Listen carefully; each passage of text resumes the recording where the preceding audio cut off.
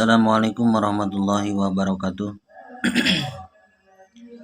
Teman-teman, saudara-saudara dimanapun berada, saya akan melanjutkan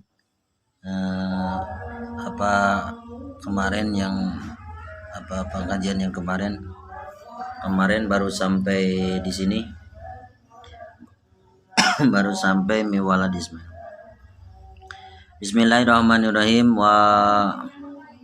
Waruwiya lan wis ngariwayataken sapa al Imam Ahmad. Jadi ini hadis diambil dari riwayat Imam Ahmad. Kata Imam Ahmad, Gonimatu majlisud dikri, gonimah. Jadi gonimatu majlis zikri utawi bati gonimah teh keuntungan majlis zikir. Jadi keuntungannya al-zannatu iku surga. Jadi keuntungan duduk atau majlis zikir orang-orang yang ahli zikir itu adalah al-zannah, surga. Artinya apa? Orang-orang ahli zikir itu adalah balasannya zannah, surga. Kalau kita luruskan ghanimah teh keuntungan. Qala lan wis ngadau sapa Syekh Izzuddin bin Abdissalam rahimahullahu taala telah berkata Syekh Izzuddin bin Abdissalam rahimahullahu taala, Syekh Izzuddin telah berkata, beliau kata Syekh Izzuddin, wahadal hadis lan utawi iki hadis wa amsaluhu lan umpamane hadis. Jadi hadis-hadis yang menjelaskan tentang zikir yalhaqu bidarajatil amri atau yulhaqu den temuaken ieu si hadis bidarajatil amri kalawan derajat perintah. Jadi maka hadis-hadis yang sudah dikatakan oleh para ulama dari banyak kitab yang termasuk yang sudah dikatakan tadi di atau kemarin-kemarin yang di atas video-video yang sebelumnya, maka itu ilhaq atau ditemukan atau menemukan hadis itu bidarajatil amri. Derajatnya hadis itu derajat perintah, bahwa kita diperintah oleh Allah Subhanahu wa taala untuk berzikir. Dzikrullaha dzikron katsira dan lain sebagainya. Di dalam Al-Qur'an itu, ayat Al-Qur'an itu berapa puluh hadis yang memerintahkan zikir. Lianna kulla fa'li madhihi syari. Lianna satuhune kulla fa'lin saban-saban pegawaian atau saban-saban pekerjaan maddahu syari atau maddahu asyari kang ngalem atau kang muji hu ing pa'lin asyari sapa asyari wa syariat. Jadi setiap pekerjaan yang yang dipuji oleh syara, yang dianggap baik atau oleh syara, au madhi fa'ilihi atau pujian untuk orang yang mengerjakan pekerjaan tersebut li ajlihi karena arah-arah itu fa'il gitu. Jadi sesungguhnya orang atau pekerjaan yang dipuji, madahatnya yang dipuji oleh syara atau yang orang yang mengerjakannya itu dipuji gitu, artinya disanjung gitu oleh keterangan li ajlihi karena mengerjakan sesuatu tersebut, awaidihi atau janji atau janji ne alaihi ngatasé fa'il bi khairin kalawan kabagusan.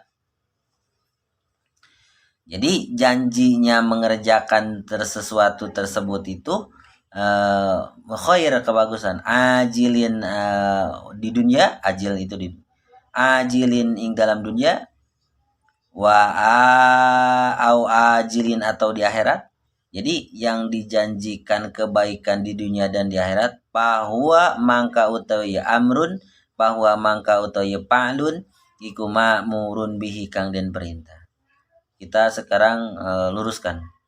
Jadi sesungguhnya setiap pekerjaan atau setiap yang mengerjakan pekerjaan yang mengerjakan beda. Pekerjaan seperti apa tentang zikir, pekerjaan zikir atau yang mengerjakannya itu di apa namanya dipuji karena arah-arah pekerjaan tersebut itu dipuji karena mereka pekerjaan dan yang mengerjakannya itu mendapatkan pujian dari Allah dan Rasulnya atau dijanjikan kebaikan di dunia dan di akhirat gitu.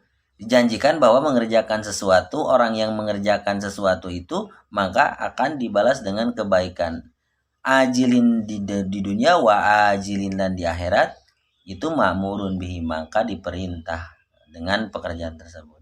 Lakinahu tatapina tetapi la tarodadu maka mider atau apa namanya tarodud itu bainal ijab wan nadami. Jadi pekerjaan tersebut itu kadang wajib kadang sunnah gitu. Jadi sesuatu yang dipuji oleh Sarah, orang yang mengerjakannya atau pekerjaannya dan dijanjikan kebaikan di dunia dan di akhirat, maka ma'murun bi maka diperintah. Tetapi pekerjaan tersebut itu antara sunat dan wajib. Taradud itu begitu. Apakah ini perintah sunat atau perintah wajib? Perintah sunat yaitu adalah sholat sunat yang sudah dijelaskan oleh para ulama fuqaha. Antara seperti zikir, baca Quran dan lain sebagainya. Yang dijanjikan apa namanya dunia dan akhirat kebaikan, maka itu ma'murun bihi diperintah oleh Allah dan Rasulnya. Cuman yang perintah itu antara wajib dan sunat. Nah itu mungkin segitu juga apa namanya mengertilah gitu. Kalau itu. Jadi wal ahadisulan utawi piro-piro hadis pipadoli zikri yang dalam fadilah zikir kasiratun itu banyak sekali. Jadi hadis-hadis yang menjelaskan tentang fadilah zikir itu banyak sekali, tidak dimuat di sini semua. Tapi nanti saya akan cari dari kitab-kitab dari referensi kitab-kitab yang lain, nanti saya akan muat dihususkan itu untuk bab zikir gitu. Jadi nanti dari kitab Irsadul Ibad atau dari kitab-kitab yang lainnya, dari Safinatun Najah, dari hadis-hadisnya, nanti kitab-kitabnya saya akan muat di sini. Akan saya jelaskan dari kitab-kitab ini. Saya baru menjelaskan tentang zikir dari kitab Minhajus Saniyah atau Wasiyatul Mustafa. Kemarin halaman 16, sekarang udah mulai maju ke halaman 17. Nah, untuk yang pingin meruntutkan penjelasannya silahkan dari bagian 1 part 1 ini sudah bagian yang ke-8 gitu. Nanti saya akan jelaskan dari mulai pertama saya akan jelaskan dari kitab Minhajus Saniyah dulu tentang kaifiatnya dzikir, dalil-dalilnya dzikir. Nanti dari kitab-kitab yang lain juga saya akan muat dan saya akan sebutkan kitabnya dan halamannya. Silahkan untuk teman-teman yang ini diruntutkan saja mempelajarinya dari bagian 1 sampai nanti nggak tahu sampai bagian berapa. Yang penting saya akan menjelaskan tentang dzikir dulu. Nanti kalau sudah jelas sudah penjelasan dzikir sudah selesai, nanti saya akan muat bab-bab yang lain ini. Sekarang bab zikir aja dulu. Mungkin untuk pengajian kali ini sekian saja.